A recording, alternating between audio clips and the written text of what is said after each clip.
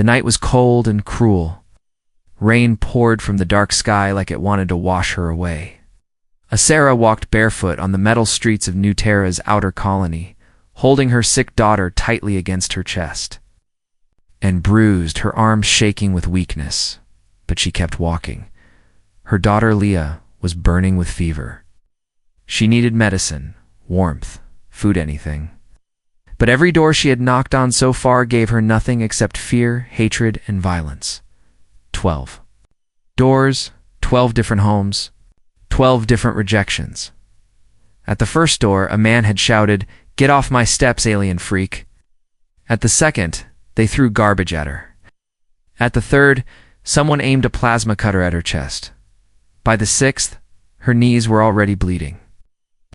And at the 12th door, a woman with sharp eyes slammed it in her face after spraying her with cold water.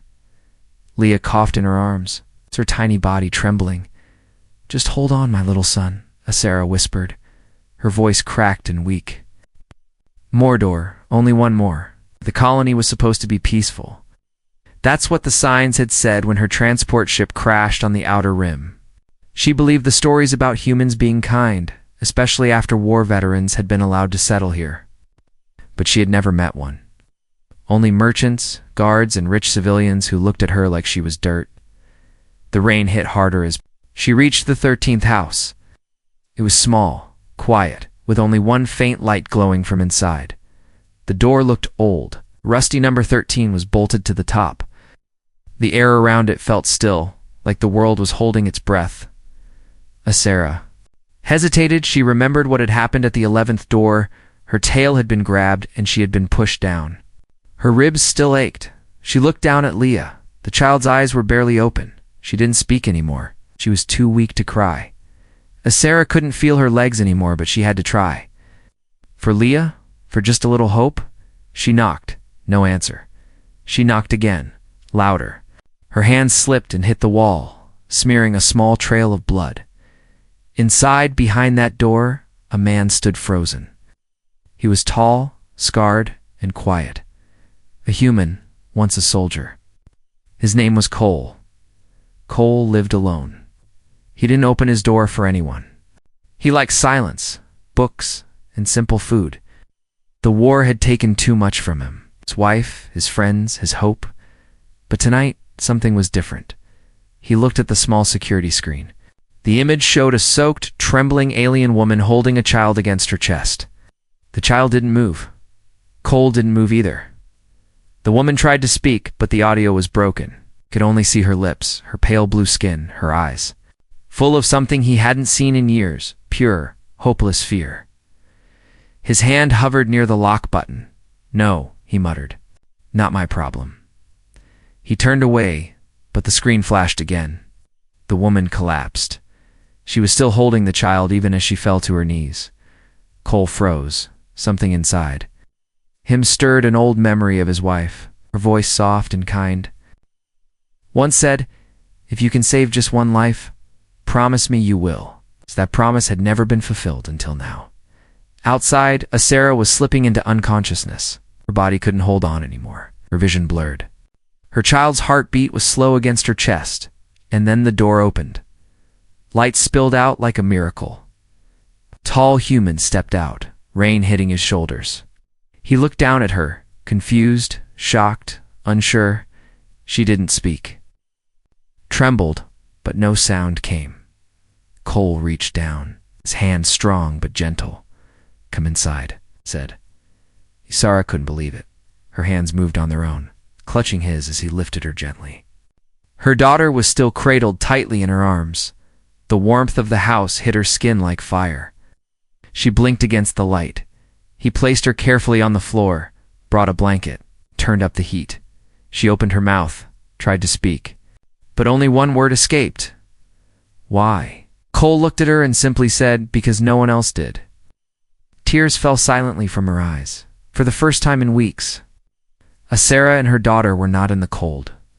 The 13th door had opened, and behind it was not a monster. It was a human with a heart. Cole didn't sleep much, not after the war. His nights were quiet, filled with memories he never wanted to remember. The blinking light of the old security monitor was always on. He rarely looked at it anymore. Usually just drunks, thieves, or refugees banging on doors. But tonight was different. He didn't expect to open his door to an alien woman with blood on her fingers and a child in her arms. Now they were on his floor, wrapped in towels, steam rising from the heater. The woman trembled beside the small couch, unsure if she was allowed to sit. Her child lay curled like a kitten in a warm blanket, barely breathing, but safe for now. Cole stood in silence. His arms crossed. She had not stopped whispering, "Thank you. Thank you." In a soft voice. She was blue-skinned, her hair tangled and wet. Not ugly, not frightening, just strange, just alien. Her eyes were too big, her limbs too thin. But there was something very human in the way she curled around her child, protecting her even in sleep. He didn't know what to say, so he did what soldiers do best. He took action. He brought water, bandages, and a first aid kit. She flinched when he reached out but didn't stop him. Her arm had deep cuts. Her tail was swollen and bruised. He worked quietly, his hands steady. "You don't need to thank me," he said. "Still," she whispered. "Thank you." He sighed, setting down the last bandage. "What's your name?" She looked up slowly. "Sarah," she answered, "and my daughter." "Leah." He nodded. "Cole." A strange silence followed. Not awkward, just heavy, like. Both sides were thinking the same thing, but afraid to say it. Cole walked over to the kitchen. He opened a packet of hot soup, poured it into 2 mugs, and warmed them. He wasn't sure what her kind ate, but this was better than nothing. He offered her a cup. She stared at it for a long second before taking it with trembling hands. She drank slowly, eyes wide as the warmth slid into her stomach. "She hasn't eaten in 2 days," Sarah whispered. "I tried to feed her bark paste, but she started vomiting." Cole checked the child again. Her skin was hot, too hot. She needed medicine, real medicine. He opened his old military med kit, expired, but still useful. He used a gentle stim needle, just enough to lower the fever. Child's breathing eased. "You were a soldier?" Sarah asked, watching him. He paused. "Long time ago." She looked around the house. It was plain but clean. Tools on the table. Books on the shelf. A picture. On the wall of a woman smiling, standing beside Cole in a flower field. "Your mate?" she asked. Cole looked at the picture for a long time. "My wife, she passed away 2 winters ago." Sarah lowered her gaze. "I'm sorry." Cole sat across from her. "What happened to you?" She hesitated but then spoke. "Our ship was hit. Pirates' only small escape pod survived. No signal, no help. We came here. This colony looked safe, but they called us animals. Leah and I were forced out of the refugee camp. I begged for help, but no one opened their doors. 12 times. Cole's jaw clenched. He remembered those. People, how they smiled in public, but hated anything that didn't look like them. "And still, you tried the 13th door." He asked. Sarah smiled weakly. "I had no choice. My daughter had only hours left." Cole looked at the child, so small, so fragile, and then back at Sarah. "Why me?" he asked. She blinked. "I didn't know who lived here, just saw light and hoped." He leaned back in his chair. It didn't feel like chance, not anymore. A storm was still raging outside, wind slamming against the windows. But inside the house was quiet. Sarah placed the empty cup down. "You have shown more mercy than my own kind." Cole didn't reply. He was thinking of the laws, the risks. Helping aliens wasn't forbidden, but it wasn't welcome either. His neighbors would notice. Someone might report it. But he also thought of the promise he made to his wife when she was dying. "Don't waste your second chance," she had whispered. Now, a second chance was sitting in his living room with blue skin and a dying daughter. He stood up. "The spare room is upstairs. It's not much, but it's warm." Sarah's mouth fell open. You want us to stay?" "For now," he said. "Till she's better. You're not bleeding on my floor." A tiny laugh escaped her lips, more from shock than joy. Cole turned toward the hallway. Come on, the stairs are this way. Sarah picked up her daughter carefully and followed him. Behind them, the 13th door was locked shut this time. Not to keep someone out, but to keep someone safe inside. The storm howled louder outside, but inside the house was quiet like a dream. Sarah stepped into the small upstairs room, holding her daughter close. The walls were plain metal, the bed was simple, and the only light came from a soft lamp. In the corner, yet to her, it felt like a palace. Cole stood at the doorway watching her. He had laid out clean blankets, an old towel, a sealed protein bar from his storage. She sat on the edge of the bed, gently placing Leah down. The child stirred, her forehead still warm but no longer burning. The fever was breaking. A small sound escaped Leah's lips, and Sarah froze. Her daughter had whispered something. Mama. Sarah's chest tightened. That was the first word. Leah had spoken in 3 days. She turned to Cole, tears in her glowing eyes. She spoke. Cole gave a small nod. That's good. It means she's fighting. He didn't say much else, just stepped out and closed the door halfway, giving them space. Downstairs, Cole walked to the kitchen, opened a drawer, and pulled out a dusty data pad. It still had records from his soldier days. He searched for alien physiology, immune responses, fever treatments. He hadn't treated a non-human before, but he was going to try. Meanwhile, upstairs, Sarah sat by her daughter's side, her hand shaking. Not from fear, but from something she had almost forgotten: relief. She touched Leah's hair gently, then looked around the room again. The bed had a real mattress. The air wasn't freezing. There were no insults, no kicks, no guards with batons. It had been a long time since she had felt safe. She stood slowly, walking to the small window. Rain streamed down the glass in heavy lines, lightning flashing in the clouds. But here, behind this 13th door, the storm couldn't touch them. She turned back toward the bed and stopped. A plate of warm food had appeared near the doorway. Bread, rehydrated soup, and a clean cup of water. Cole had placed it there. Quietly, without saying a word, her stomach growled. She walked over, picked up the tray, and sat beside her daughter. Every bite felt like life returning to her body. Downstairs, Cole stared at the fire crackling in his old wall heater. My mind was spinning. He had brought aliens home before, but only to capture them during war. He had never cared about their faces, their names, or their children. But this was different. This wasn't a battlefield. This was a mother and a child who had been thrown away like trash. He stood up, grabbed another blanket, and knocked gently on the door upstairs. Sarah opened it, startled. I forgot this, he said, handing her the blanket. She took it with both hands, bowing her head. Thank you. Again. He noticed the plate was nearly empty. Leah was resting peacefully, her cheeks a little less pale now. Does she need anything else? He asked.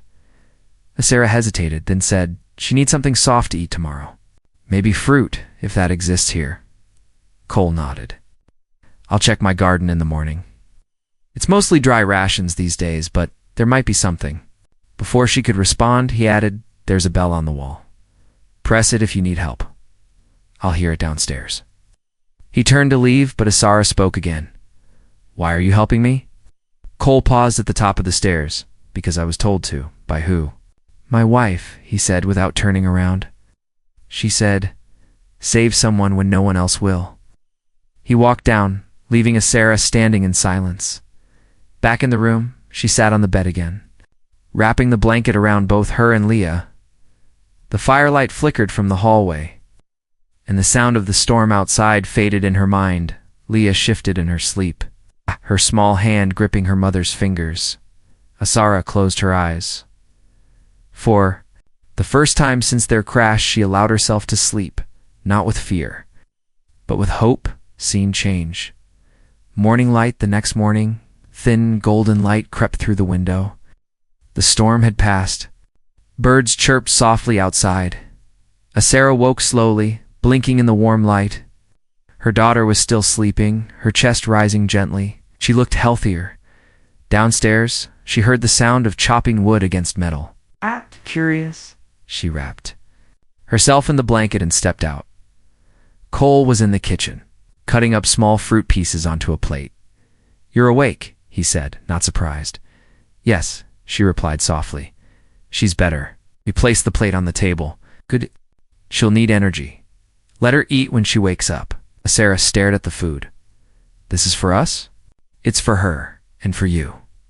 You need to stay strong, too." She nodded, her throat tight. Cole didn't ask questions. He just handed her a cup of warm tea and walked to the window, watching the sun rise over the muddy roads outside. Sarah sat at the table, sipping slowly. The tea tasted like peace. She looked at the man who had opened the 13th door and wondered how someone so quiet could carry such kindness in his silence. Cole didn't notice he was staring. He had seen creatures from every corner of the galaxy, monsters with claws, assassins with poison, shapeshifters with burning eyes. But never had he seen someone like Sarah. Not because she was alien, but because of the way she looked at her child, like the whole galaxy could fall, and she would still hold on. She sat beside Leah now, carefully helping the child eat soft fruit with tiny bites. Her hands were still bruised, her body still tired, but she moved with calm. Gentle strength. Cole watched from the doorway, arms folded, his eyes unreadable. He had grown up hearing stories about alien invaders, about the ones who wanted war, wanted power, wanted to erase humanity. But the woman in his home didn't look like a threat. She looked like a mother who had been through fire. Sarah noticed his eyes on her and gave a small, respectful nod. "She's eating. I think she likes it." Leah gave a quiet smile. "Fruit. Juice on her lips." Cole stepped closer. "That's good. It'll help her heal faster." A moment passed. Then Sarah surprised him. "Would you like to sit with us?" He didn't expect the question. He thought about saying no, about staying distant. But something inside said yes. He pulled up a chair and sat across from them. The child looked at him, curious but not afraid. "She's not scared of you?" Sarah said. "Maybe she should be," Cole replied. Sarah tilted her head. "You haven't given her a reason."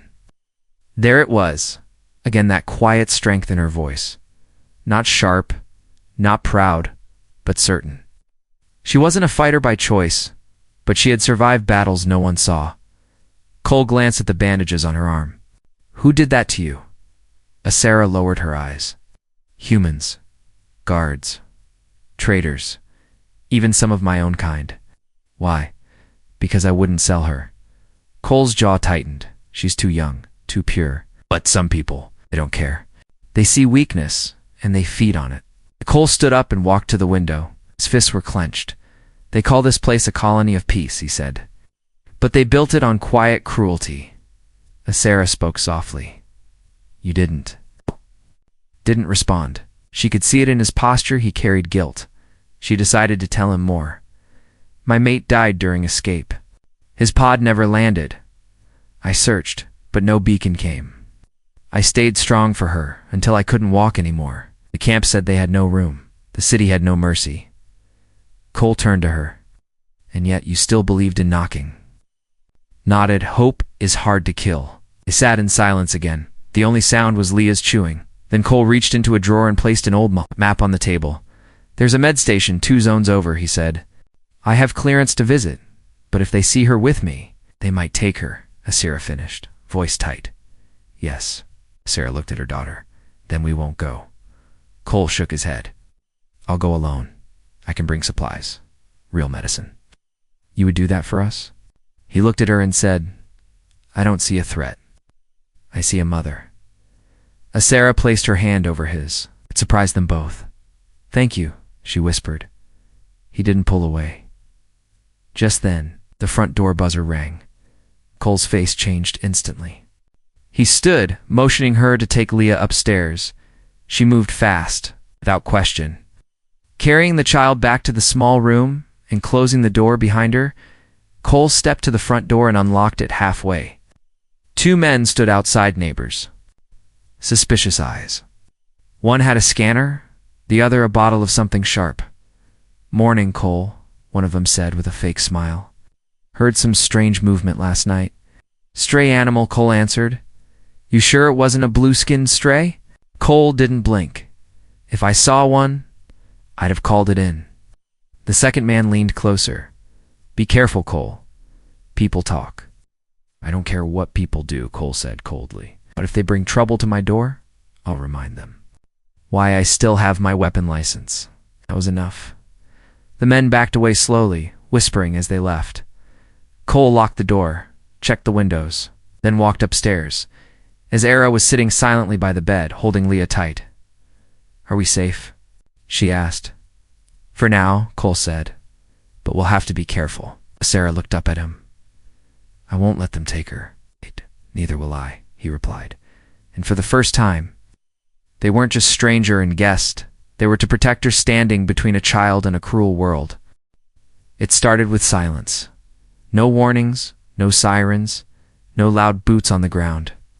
Just the sound of Asara humming softly while brushing Leah's hair near the open window, and the quiet clicking of Cole repairing a broken circuit board at his table.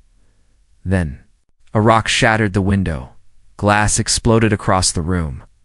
Leah screamed as Sarah threw her arms over her daughter, and Cole was on his feet before the glass hit the floor. He rushed to the source outside the house. 3 men stood in the yard. 2 had stun sticks. 1 had a handheld recorder flashing.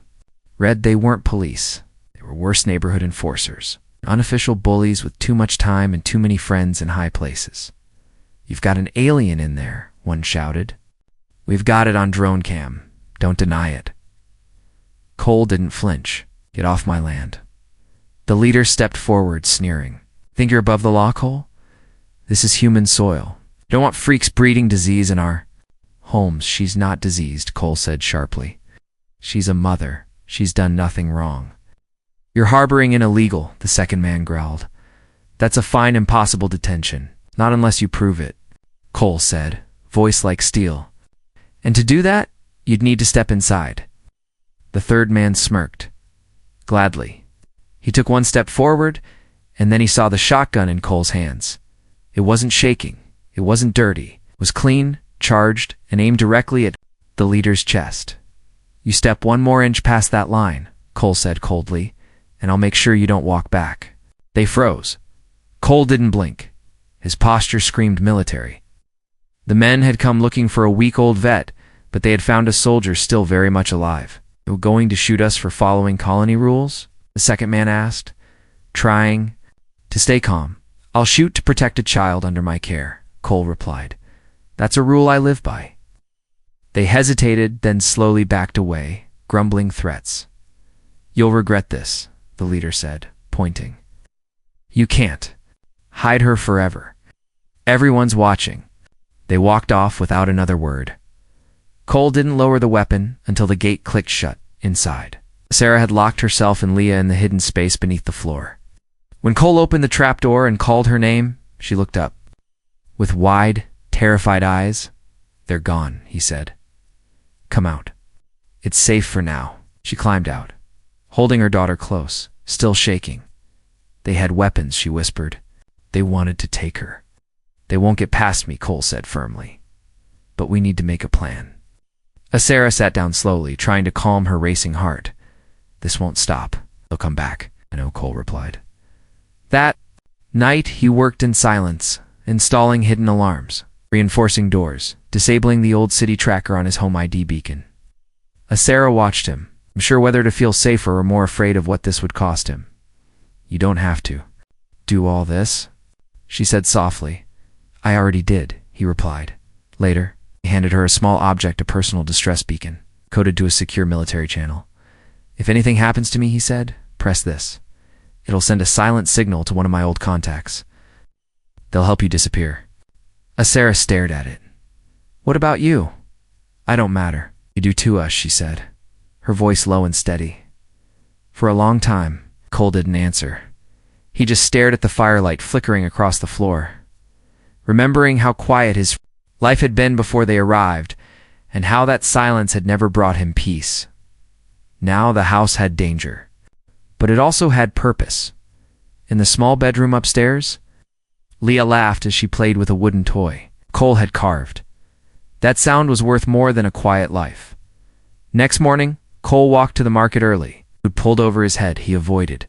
cameras, kept to alleyways, and returned with a basket of supplies: fresh bread, dried meat, a small stuffed animal for Leah, and vitamins stolen from the medical shelf. Asira hugged him when he returned. Not because of the gifts, but because he came back at all. That night, she stood on the porch quietly while Leah slept. The stars above shining like silent watchers. Cole joined her. Arms crossed. "You used to be alone here," she said. "I was? Do you miss it?" He looked at her. "No, I just miss not being hunted." She gave a small smile. "You're not alone in that." And for the first time, he reached out and placed his hand on hers.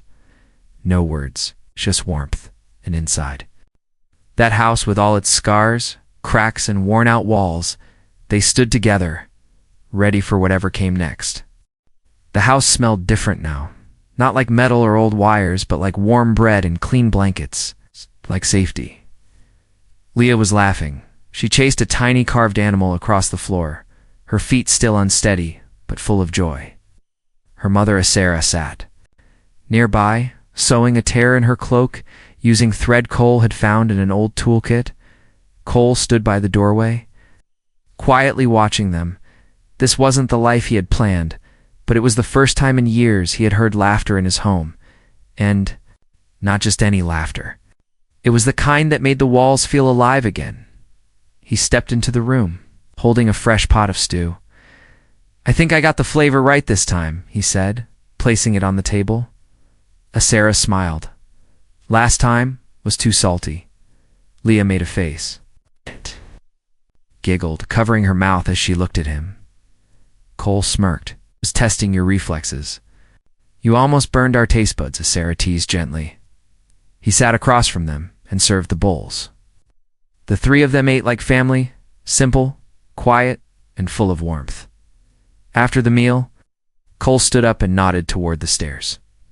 "Come. With me? I want to show you something." Sarah followed him with curiosity. They entered a room that had been locked since her arrival. Inside, it was dusty but large.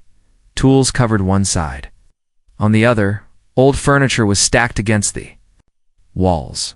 But in the middle there was change. Cole had cleared space. He had placed a soft mattress on the floor.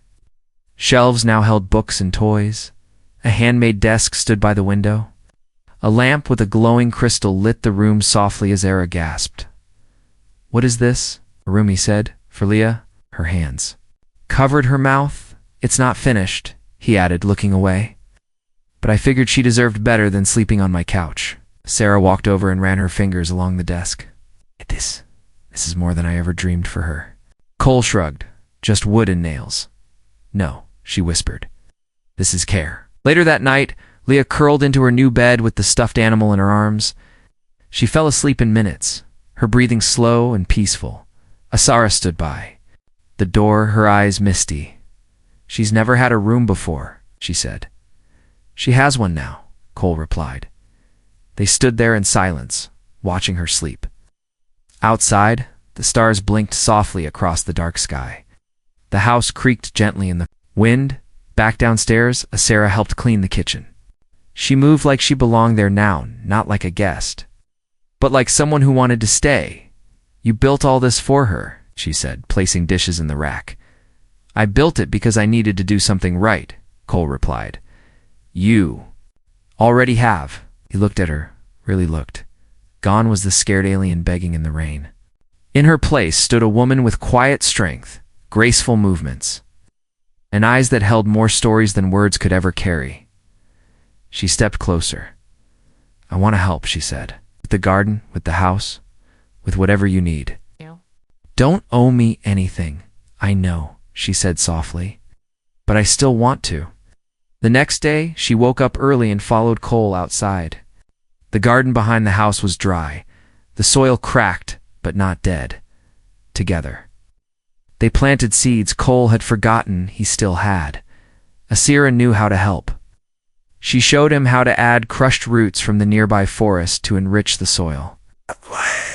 Sang softly as they worked, her voice mixing with the wind. By afternoon, the first sprouts appeared. Later, Asira cooked something new, an alien stew, using local herbs. The smell filled the house. Cole coughed when he tried the first bite and asked for a second. Evening came fast. Liya painted a picture using old colors Cole had dug out from a crate 3-stick, figures holding hands under a yellow sun.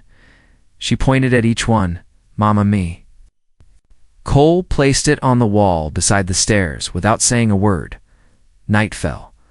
Cole and Sarah sat by the fire, tired but content. You ever think, she asked slowly, that maybe fate brought us here? He stared at the flames. I don't believe in fate. I used to, she whispered. Then I stopped. But now, I think I want to believe again. Cole looked at her. Why? Because of you. Their eyes met in that quiet firelight. The silence said everything. Not romance. Not yet, but something was building, something real, and in a world that had rejected her 12 times. She had finally found a place that didn't ask her to be anything but herself. She was not a refugee here, not a burden, not a threat. She was simply home. The knock came just after sunrise, soft but sharp. 3 slow hits. Cole was already awake. He had been cleaning his weapon for the last hour, a habit he never fully gave up. But this knock, it felt different. He placed the weapon down, looked through the camera, and his breath caught. Not neighbors.